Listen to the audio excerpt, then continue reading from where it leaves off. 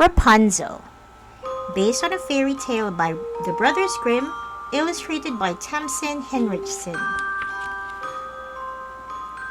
Once upon a time, a poor man was walking past Witch's garden when he saw some delicious green lettuces. "My wife is so hungry," he whispered. "How she'd love to eat a bowl of fresh salad." The man tiptoed into the garden and pulled up a lettuce.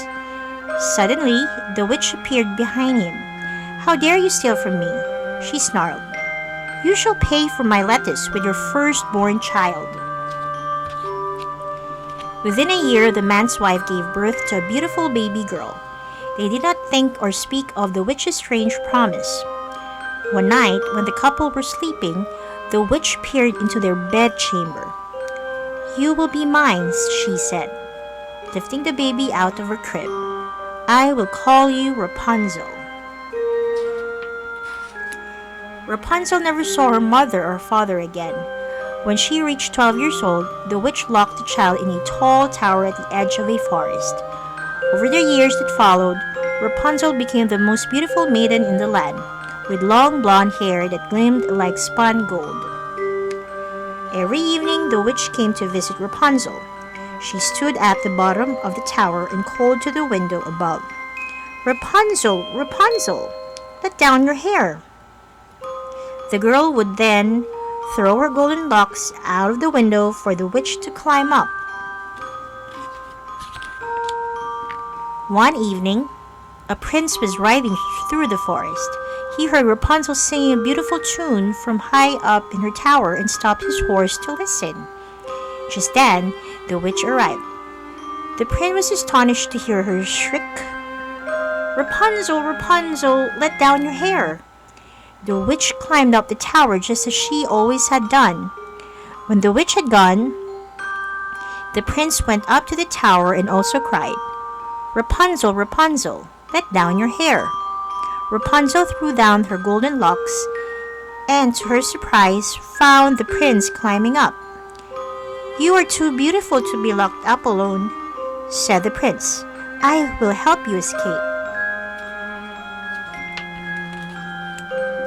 The next evening, the witch climbed up to see her prisoner as usual. She tugged and pulled as she clambered up Rapunzel's golden tresses. The girl winced in pain. "Ouch!" she frowned. "The prince did not hurt me, so when he climbed up my hair." The witch was furious. "Ungrateful child," she spat. "You will never betray me again." The witch grabbed Rapunzel's golden hair in her furs and hacked it off with a pair of scissors. When the prince rode to the tower the next day, his heart was full of excitement. He feathered his horse beneath the window and called up, "Rapunzel, Rapunzel, let down your hair." The girl's golden locks fell down from the window just as they had done the night before. The prince climbed up. However, when he got to the top, the prince was pale in shock.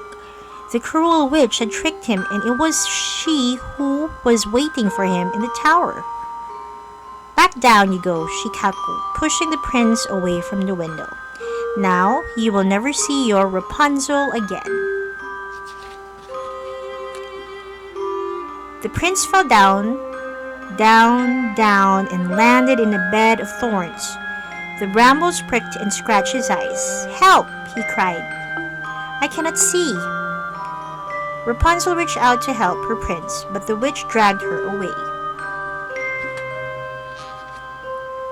Many months passed. The blind prince wandered aimlessly across the land, searching for Rapunzel, but he couldn't find her anywhere. One day, he was walking past a lake when he heard the sound of a girl singing. The music was sorrowful and sweet. The prince instantly recognized the beautiful voice he heard coming from the tower. "Rapunzel," he called. "Could it be you?" Rapunzel was fetching water. As soon as she heard the prince's cry, she ran over to him. "Yes," she gasped, "it is me." The prince took Rapunzel in his arms. The maiden was so overcome with happiness that she began to weep. Her tears fell on the prince's eyes, and all at once he could see again.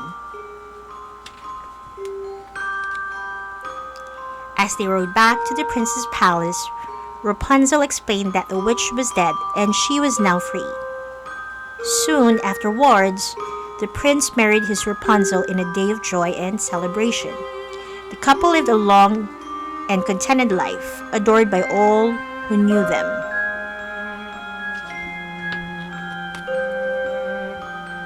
The end.